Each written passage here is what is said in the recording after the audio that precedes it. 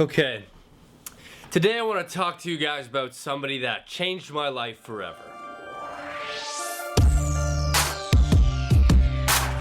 What's up, everybody? Today I'm going to share with you a story of a lady named Judy. I owe a lot to Judy. Where to begin with this story? It's insane. Okay, so Judy came into my life when I was in grade 3. So grade 3 was a great year. One of my favorites, actually. I had a teacher named Miss Nixon. I had my group of friends. We played tag at recess. Oh, it was just awesome. Technology-wise, it was like mid-90s. Nobody had cell phones. The internet still had hiccups here and there, dial-up internet. So it's grade 3. It's a morning like any other morning. The sun was shining, the birds were chirping. I get to school. I always got to school a little bit early, just so I could play tag in the park with my friends. That was Rob, Matt, and Dewayne. So Matt was a big fan of Judge Judy. Every day after school, he would go and watch Judge Judy.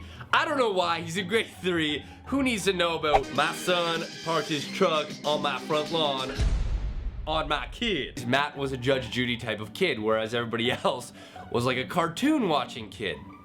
A normal kid. So Matt comes to school, he tells us a story, and he says, "Hey guys, I got home from school yesterday and watched Judge Judy, went on the computer to go on the website, and I went to www.judy.com. It wasn't what you guys think it is. It wasn't Judge Judy." So we're like, oh cool, no, it wasn't judgejudy.com. Terrible. So we get into class. The teacher then comes out, she checks off the attendance, and everybody's there from what I can remember. And then she asks the question that every kid waits for every morning. Who wants to take the attendance down to the office? And of course I'm there like, please, come on, pick me, man.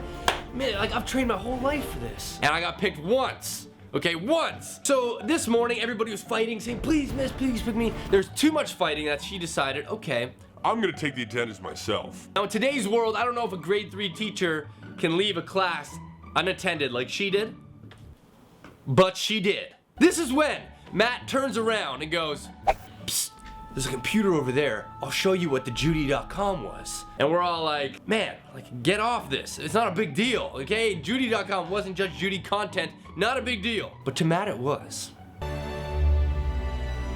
And being the good friends that we were like, okay. So literally, the entire class gathers around this old computer.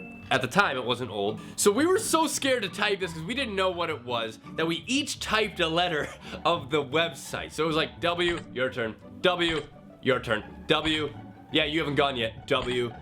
That's too many W's. JUDY.COM. So we had the website typed in, but nobody wanted to hit enter because for some reason, enter was like the red button that launched the rocket. This girl in my class named Marla decided to go and hits enter. Okay, thanks Marla. We're on our way now. Website starts loading. And back then the website would like load really slow like that. This is where my life changed. As the website was loading, I started to see a ponytail with highlights, coming down to some glasses that were kind of like off the nose a little bit, coming down to like this like eyebrow smile thing like this, coming down, and all of a sudden, it turned out to be this looped video of a girl going like this, okay, rubbing her naked boobs in a circle. So I've never seen boobs before at this time, and I was kind of like,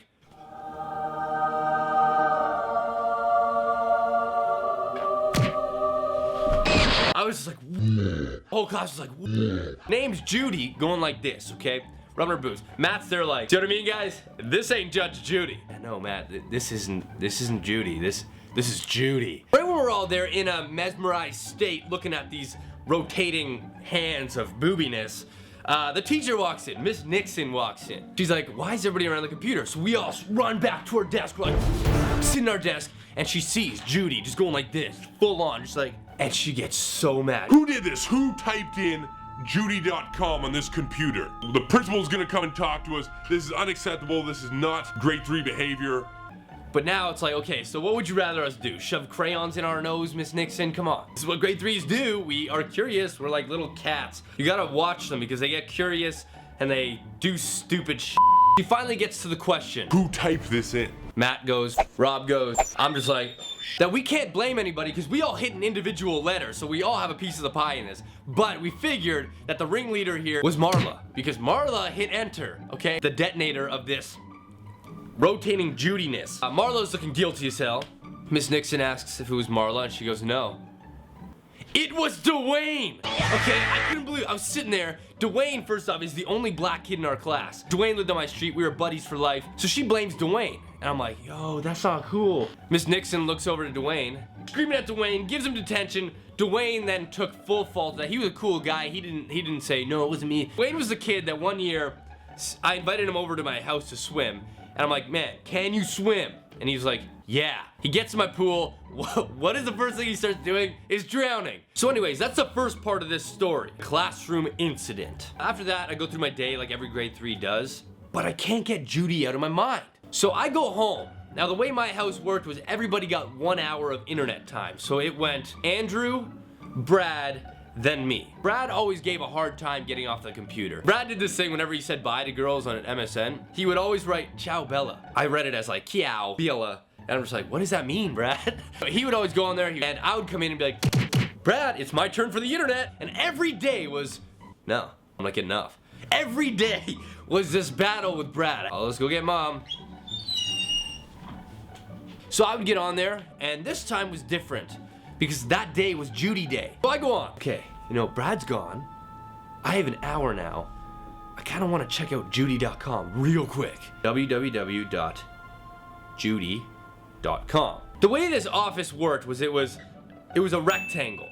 And if you looked through the door, we had this giant atlas on the wall that when you looked at it, it was because it was glass, it was extremely reflective. From the door, you look off the reflection, you could see what the person is doing on the computer. Right when I hit enter, okay, it loads up. There's Judy doing her thing, okay? And I'm just like, oh my God, I close it. Okay, I was on there for maybe 3 seconds. In that time frame, Brad never left. He was hanging out at the door watching to see what I would do. He runs and tells my parents that I was on this pornographic site. We go upstairs, we have a discussion, I deny everything. And you know what, I stuck to that lie for 17 years. I stuck to denying that I was ever on Judy.com. Any girl's name was a porn site back then. Judy.com, Sally.com. From that point on, my mom then went and installed this thing called Nanny. Nanny ruined my life because I couldn't go on anything, couldn't play any games because Nanny was always watching over us. I'd try to play a game and be like, sorry, Nanny's not letting you play this game because those red buttons look like nipples. If I wanted to look up Titanic,